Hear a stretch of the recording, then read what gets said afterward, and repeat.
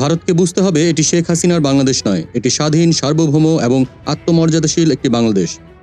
এমন মন্তব্য করেছেন আইন ও বিচার বিষয়ক উপদেষ্টা আসিফ নজরুল।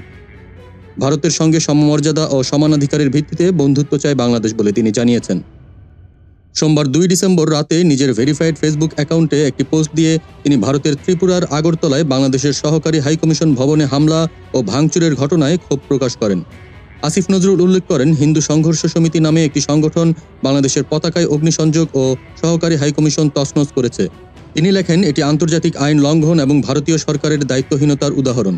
তিনি আরও লেখেন, শেখ হাসিনার সরকার বিনা ভোটে ক্ষমতায় থাকার জন্য ভারত তোষণ নীতিতে বিশ্বাসী ছিল। তবে বর্তমান বাংলাদেশ এ ধরনের নীতিতে নয়, বরং সমানাধিকারের ভিত্তিতে বন্ধুত্বে বিশ্বাসী।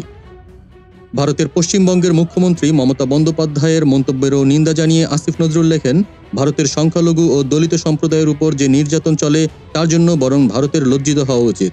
শেষে তিনি লেখেন, আগরতলার ঘটনার জন্য ভারতের উচিত যথাযথ পদক্ষেপ নেওয়া এবং বাংলাদেশের প্রতি সম্মান দেখানো। দেশ জগৎ নিউজ ডেস্ক।